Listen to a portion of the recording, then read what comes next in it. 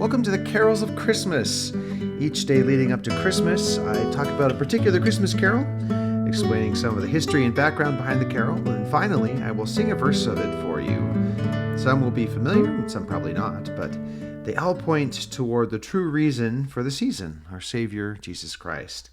My name is Michael DeYoung, and today we'll be talking about I Wonder as I Wander. This is December 6th, and the carol is I Wonder as I Wander. So this one's an interesting one. It sounds like it's an old folk tune, like something people have been singing for ages and ages. And a lot of Christmas carols, honestly, are exactly that. They've been sung for hundreds or even 1,000 years. But this carol was actually written much later than most folk tunes. The composer, John Jacob Niles, died in 1980. He grew up in a musical family, and when he was fresh out of high school, he had a job that required him to travel through the southern United States. And during that time, he used that time to collect a variety of folk songs from that region. So he would talk to people and have them sing their folk songs for him, and he would write them down and collect them in different collections.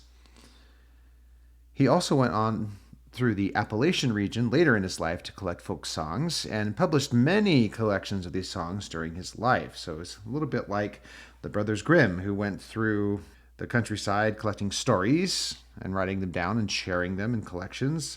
In this case, he did the same with folk songs.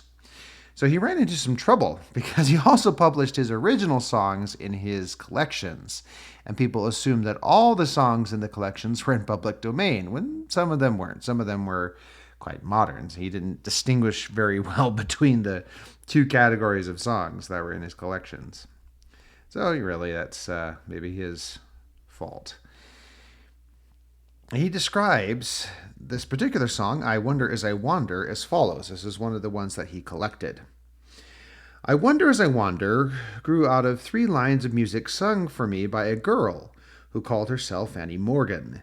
The place was Murphy, North Carolina, and the time was July 1933. The Morgan family, revivalists all, were about to be ejected by the police after having camped in this town square for some little time, cooking, washing, hanging their wash from the Confederate monument, and generally conducting themselves in such a way as to be classed a public nuisance. Preacher Morgan and his wife pled poverty. They had to hold one more meeting in order to buy enough gas to get out of town. It was then that Annie Morgan came out, a tousled, unwashed blonde, and very lovely. She sang the first 3 lines of the verse of I Wonder as I Wander. At 25 cents a performance, I tried to get her to sing all the song. After 8 tries, all of which are carefully recorded in my notes, I had only 3 lines of verse, a garbled fragment of melodic material, and a magnificent idea.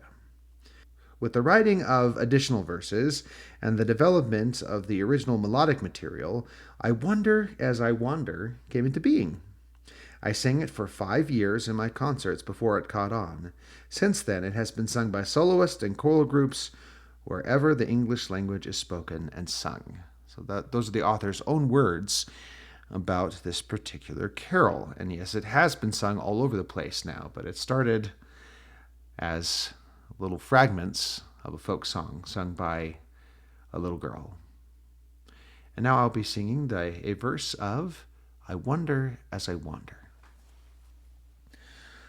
I wonder as I wander out under the sky, how Jesus the Savior did come forth to die for poor hungry people like you and like I. I wonder as I wander out under the sky. Thank you so much for listening. Merry Christmas, and may God bless us, everyone.